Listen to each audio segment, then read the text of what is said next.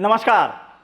आज फिर आपके साथ एक नए विषय के साथ। तो आज हम बात कर रहे हैं कि अमावस और पूर्णिमा, इसके दिन ही सारे बड़े त्यौहार क्यों मनाए जा रहे हैं, क्यों अमावस और पूर्णिमा का विशेष महत्व क्रिएट किया गया है, कैसे बनाया गया।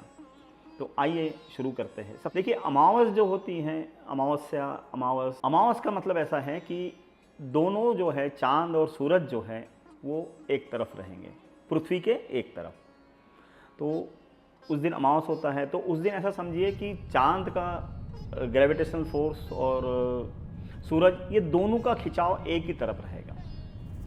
पूर्णिमा में ऐसा होता है कि पृथ्वी बीच में होती है, एक तरफ चांद और एक तरफ सूरज, इस तरह से होता है।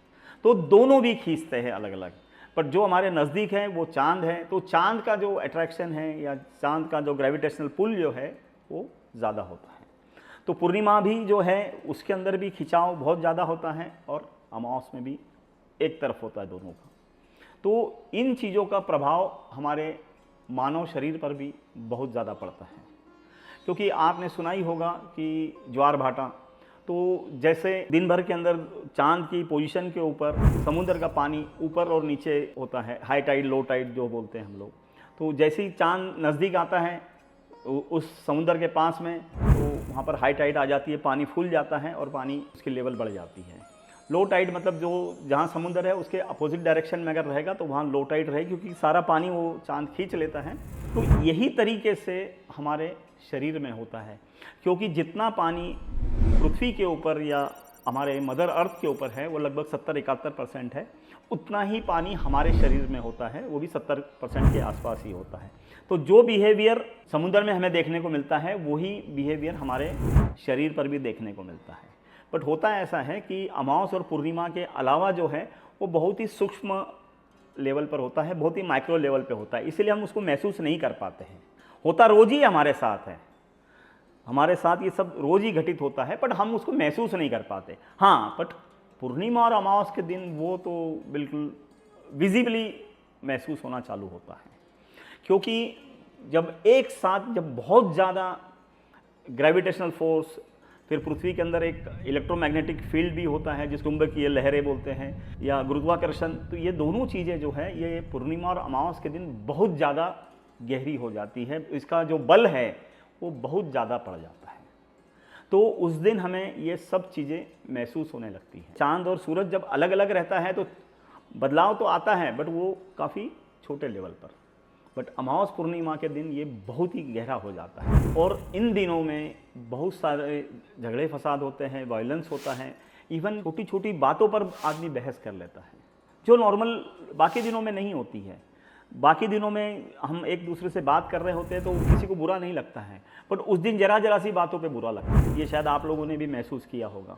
मैं अपनी भी एक बात बता देता हूँ कि हमारे यहाँ पर जैसे जो इतने सारे लोग जॉब कर रहे हैं, तो मैं पिछले 25-30 साल से एक चीज़ ये भी महसूस किया हूँ कि बहुत सारे लोग जो जॉब छोड़ने का जो दिन होता है वो नॉर्मली अमावस और पूर्णिमा ही होता है, क्योंकि उस दिन वो उसके दिमाग पर भी स्ट्रेस आ जाता है और शायद हमारे भी दिमाग पर स्ट्रेस आ जाता है।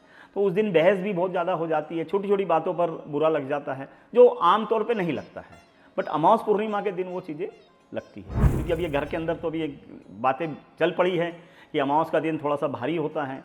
तो अमावस के दिन हमारे यहाँ पर स्पेशली गाय की रोटी निकाली जाएगी और वो देने जाना है, तो एक रिचुअल बना दिया गया। तो उसके दिमाग में, अपने दिमाग में आ जाता है कि आज अमावस है, शांति से रहो, किसी से बहस मत करो, किसी से झगड़ा फसाद मत करो, क्योंकि होने वाला है, पर आपको रोकना है ना।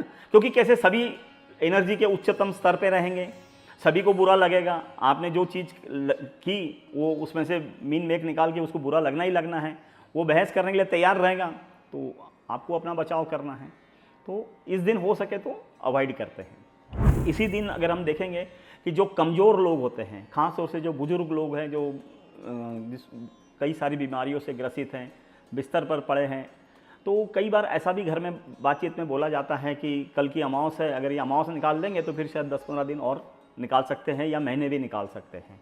और इसी का ही अभ्यास जो है हमारे सनातन धर्म में किया गया है कि हमें उत्सव में उलझा दिया जाए, हमें कहीं भाई बहन के रिश्ते में राखी के दिन उलझा दिया जाए, या वो मना लिए जाए। उलझाने के बजाय, इसे उलझाना शब्द से बेहतर ये है कि हम मना लें कुछ ना कुछ और चीज़ें जिसके अंदर हमारी खुशियाँ बढ़ जाएं। दिवाली मना लो, दीपोत्सव मना लो, फिर होली पूर्णिमा के दिन आती है।